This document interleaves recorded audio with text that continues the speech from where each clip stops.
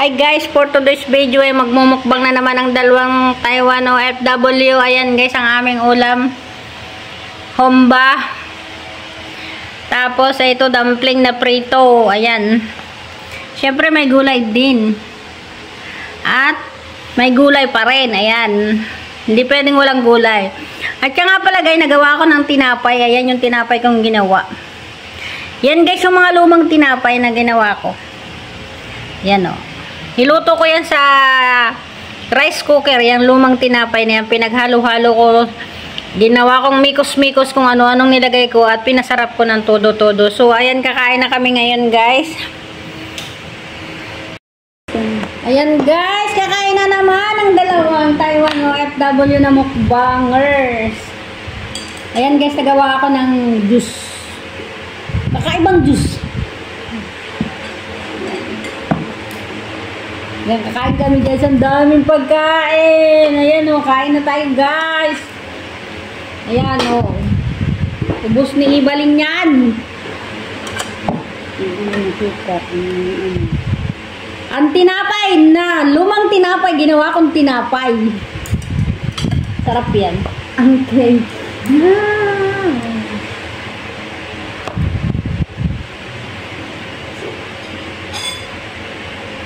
Wow. Ito talaga yung tinapay na lumang tinapay na ginawang tinapay. Magkaiba to at saka yan? Parehas lang nga. Ito niluto ko sa skimmer, yun naman niluto ko sa rice cooker. Pero mas masarap yun kasi nga, ano yun? Ano siya, yung tosta siya. Kaya sarap.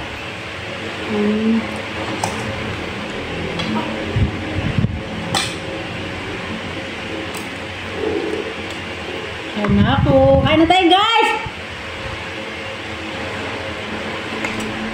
Talbos kamuti. Ay! Harap!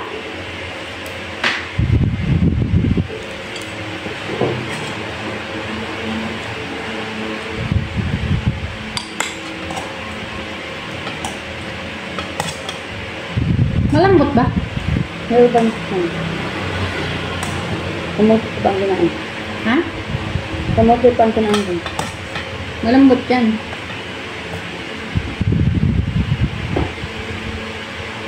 Yun, may taba. Yan, magkakata ang taba oh.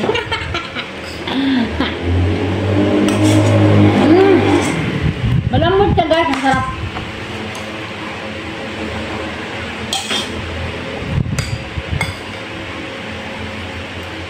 Sarap! Bakit?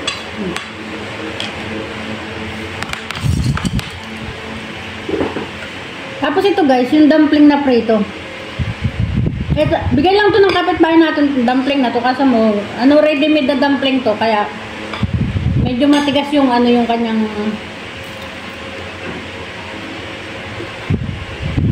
yung pinagbalot. Pero yung loob niya, masarap siya.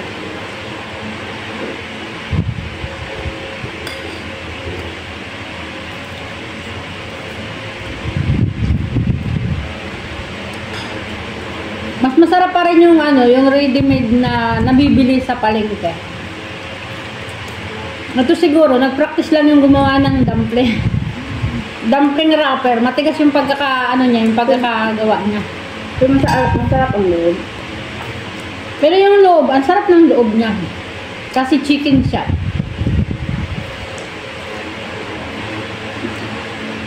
Ang timpla niya, parang yung sambusa ng, ano, ng Saudi Arabia. Gumagawa kasi akong sambusa sa Saudi. Ganito. Ganito ang lasa.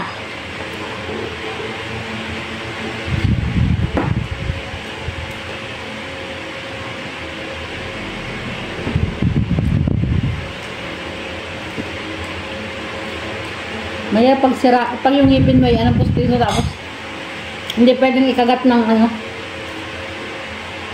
Matigas.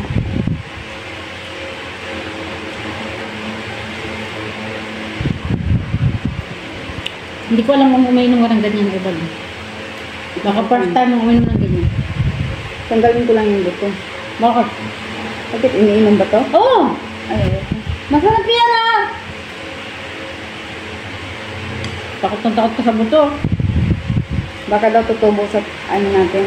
Yung kalukuhan mo lang yan, dito yun. Nung araw nga, nung bata pa kami, kumakain ako ng malalaking buto, hindi naman tumubo sa tiyan ko.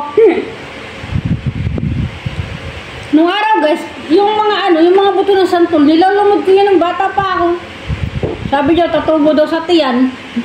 Hinihintay ko tumubo. Wala naman, kalukuhan.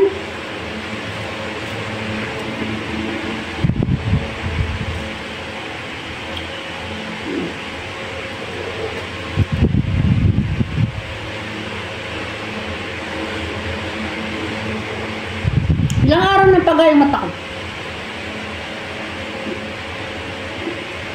Siguro guys, sa katutulog ko to.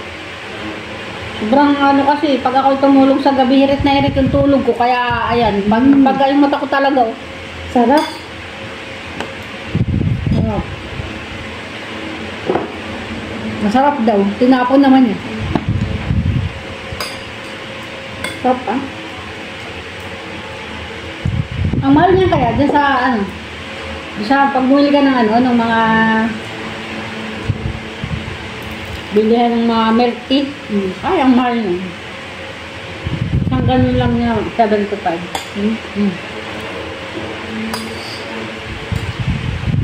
Ay, tagay. Ano ba ito kondol? Hindi. Hindi mo nakita yung ganun? Ang pangalan yun? Meron ba yun sa Pilipinas? Meron ngayon damo sa atin sa Pilipinas, sabi ko sa iyo. Nagumagapang lang. Ayun yung nakita mo, dami-dami yung ginawa. Nilagay ko sa pressure yung iba kasi gagamitin yun. Ilalagay sa juice. Ay, ilalagay sa timbahan. Gaya nung ginawa ko kagabi. Salad. Kabukan lang. Mabuka.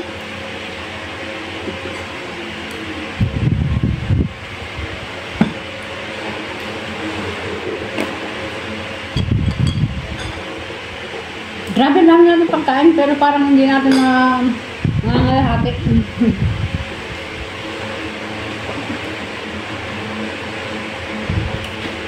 Sarap na. Sarap. Alimpit sa gis na. Palagay. Madiskarte talaga. Gigil na gigil si Ibalin. Wala siyang kaalam-alam. Marami na akong alam na ginawa. Sarap. Masarap naman guys yung loob. Medyo matigas nga lang itong wrapper.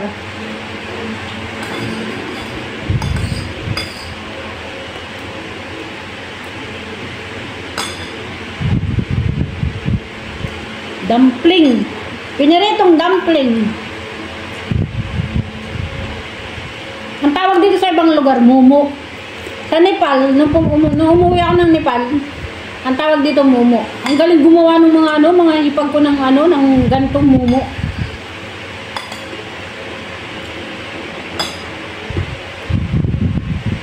Oo, alam niyo guys, nagbakasyon ako sa Nepal.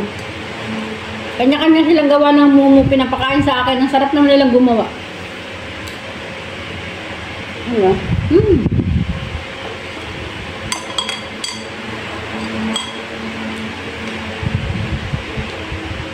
Dapat kumuha kang kotse, tinignan natin kung anong lasa.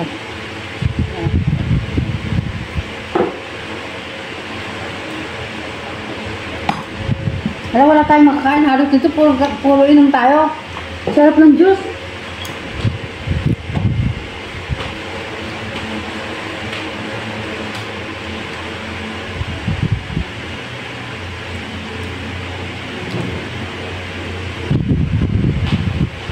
Masarap guys, promise. Ang laki. Ang laki. Hindi kailangan. Punasan mo yun. Malinis eh. Pinaghiwa ko yan kanina ng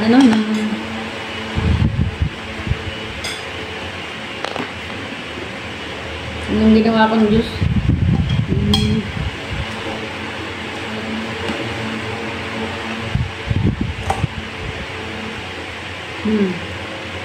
Masarap siya.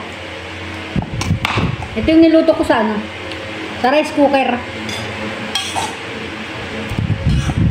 Sarap.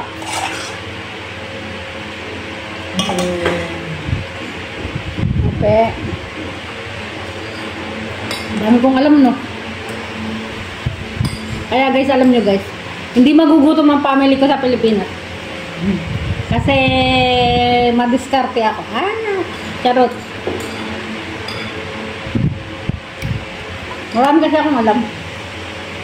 Ayokong kumain kanin. Puro uram na lang yung pagkain ko.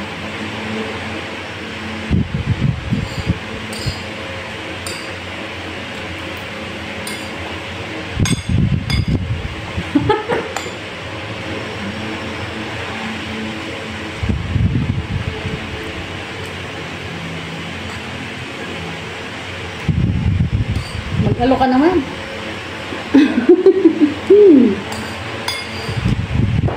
Alam na nila yan.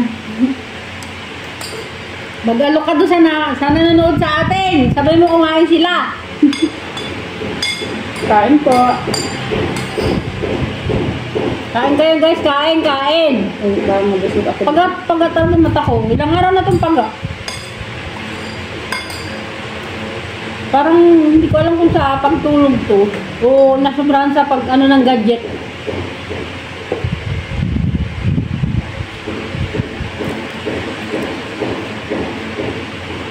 Bigla ko naumay. Doon nakakaumay ko.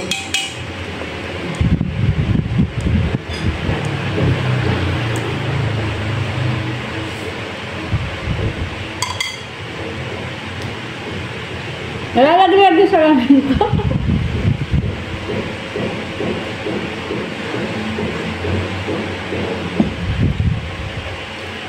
Kasi mag-isip ako. Thank you, Lord. Ang bilis mabusog na iba yun. Matatapos na agad. 2 minutes na lang, tapos na agad.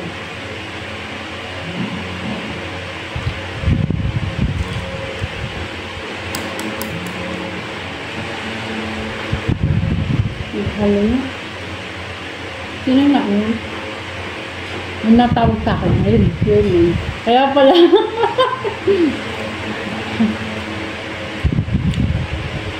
Ang gagalitan mo pag nakita nagmukbang na naman sa akin. Kunin mo na sa itong galit.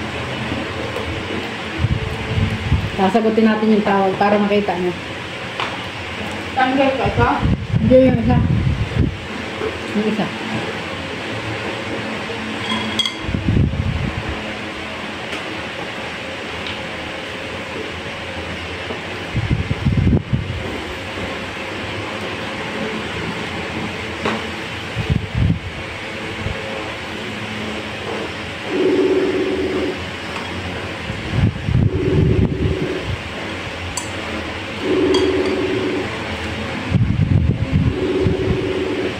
Natawag pag tinawagan, hindi naman nasan.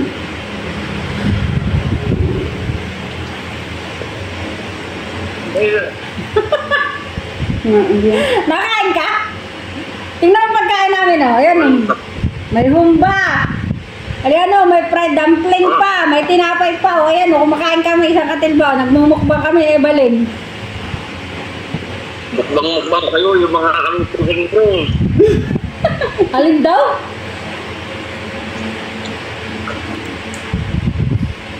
Ano Hindi ulam? na kayo bata, mukbang tayo. Oh.